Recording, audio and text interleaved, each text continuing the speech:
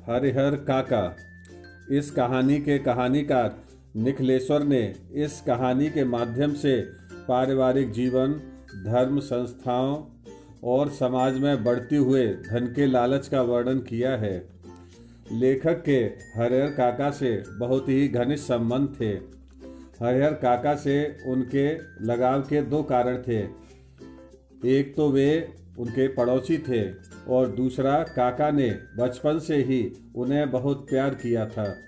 तभी उम्र में इतना अंतर होने के बाद भी उन दोनों के बीच बहुत गहरी मित्रता थी। हरिहर काका एक विधुर और बेऔलाद व्यक्ति थे। उन्होंने 2 शादियां की थी। उनकी दोनों पत्नियों की बेऔलाद मृत्यु हो गई। गांव में एक ठाकुर बाड़ी थी। उसकी स्थापना कब और किसने की, ये कोई नहीं जानता था। वर्षों पहले एक महात्मा यहाँ आकर रहने लगे। वो रोज सुबह शाम ईश्वर की पूजा करने लगे। बाद में लोगों ने चंदा इकट्ठा किया और यहाँ एक छोटा सा मंदिर बनवाया।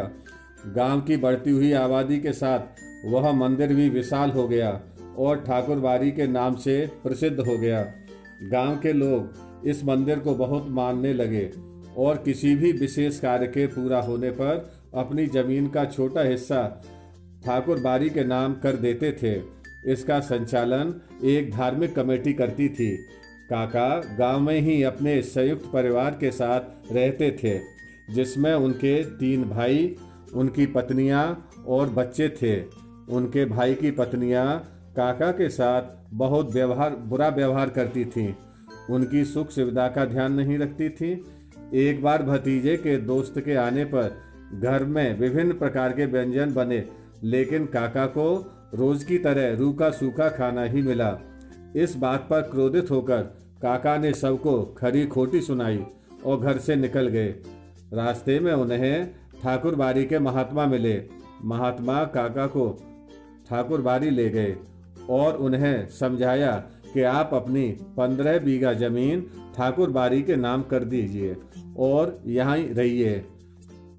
यहाँ आपको किसी भी प्रकार की कोई समस्या नहीं होगी।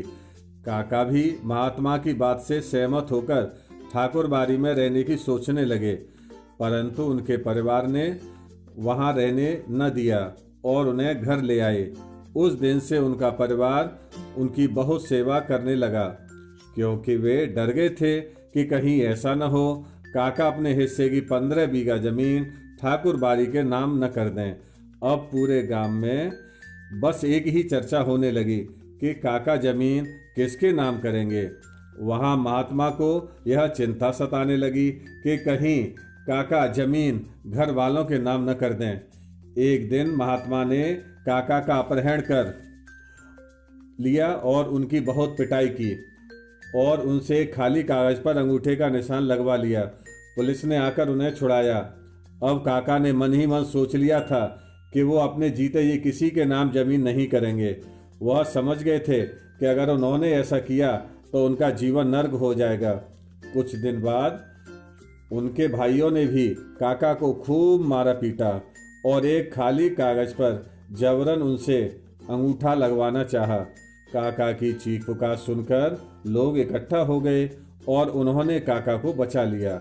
बाद में पुलिस ने काका को आकर बचाया और उनकी सुरक्षा के लिए सिपाहियों की नियुक्त कर दी। लोग अब केवल हरिहर काका की चर्चा करते थे, लेकिन हरिहर काका मौन हो गए थे।